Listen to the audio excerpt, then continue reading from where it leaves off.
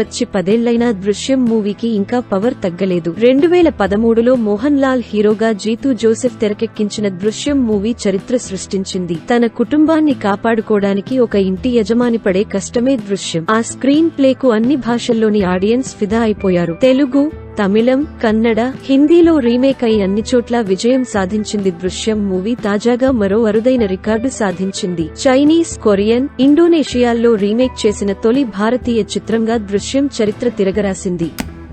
ఇటీవలే గుంటూరు కారంతో ప్రేక్షకులను అలరించాడు మహేష్. సంక్రాంతి కానుకగా విడుదలైన ఈ మూవీ అంతగా మెప్పించకపోయినా భారీ వసూళ్లు రాబట్టింది. ఇప్పుడు మహేష్ రాజమౌళి ప్రాజెక్ట్ కోసం సిద్ధమవుతున్నాడు. వీరిద్దరి కాంబోలో రాబోయే ప్రాజెక్ట్ పైనే ఇప్పుడు ఫ్యాన్స్ ఆశలు పెట్టుకున్నారు. మరో 5 ఏళ్ల పాటు మహేష్ బయట ఎక్కడా కనిపించడని జక్కన్న ప్రాజెక్ట్ కోసం మహేష్ పూర్తిగా శిక్షణ తీసుకోబోతున్నాడని, అది కూడా సరికొత్త లుక్ లో కనిపించనున్నారని, ఈ మూవీలో మహేష్ బాబు 8 గెటప్లలో కనిపిస్తారని నెట్టింట ప్రచారం జరుగుతుంది.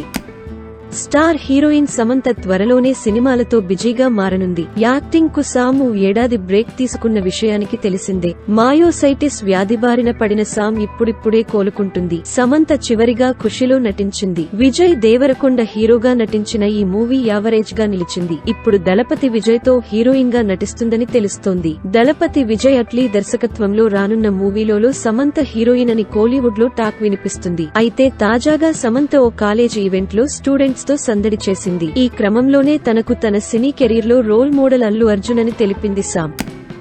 క్యారెక్టర్ ఆర్టిస్ట్ గా ఫిమేల్ ఓరియంటెడ్లు చేస్తూ బిజీగా ఉండే తమిళ్ సీనియర్ నటుడు శరత్ కుమార్ కూతురు వరలక్ష్మి శరత్ కుమార్ పెళ్లిపీటలెక్కనున్నారు. ముంబైకి చెందిన వ్యాపారవేత్త నికోలాయ్ సచ్దేవ్ తో ఆమె నిశ్చితార్థం ఘనంగా మార్చి 1న ముంబైలో జరిగింది.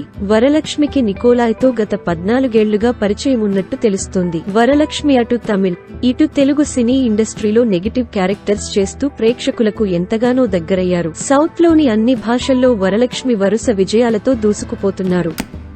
బిగ్ బాస్ తో మంచి గుర్తింపు తెచ్చుకున్న నటుల్లో విజయ్ సన్నీ ఒకరు. పలు సీరియల్స్ లో నటించిన అతను బిగ్ బాస్ తెలుగు 5వ సీజన్ లో విజేతగా నిలిచాడు. అలాగే అభిమానుల ఆదరణను సొంతం చేసుకున్నాడు. ఇప్పుడదే క్రేజ్ తో సక్సెస్, ఫ్లాఫ్లతో సంబంధం లేకుండా హీరోగా వరుస సినిమాలు చేస్తున్నాడు టాలెంటెడ్ యాక్టర్. అలా విజయ్ సన్నీ హీరోగా నటించిన సౌండ్ పార్టీ గతేడాది నవంబర్ 24న థియేటర్లలో విడుదలైన సౌండ్ పార్టీ పెద్దగా సౌండ్ చేయలేదు. ప్రమోషన్లు సరిగా లేకపోవడంతో జనాల్లోకి పెద్దగా ఎక్కలేదు. దీంతో మోస్తరు కలెక్షన్లకే పరిమితమైన ఈ కామెడీ ఎంటర్టైనర్ ఇప్పుడు మార్చి 8వ తేదీ నుంచి డిజిటల్ స్ట్రీమింగ్ కు రానుంది.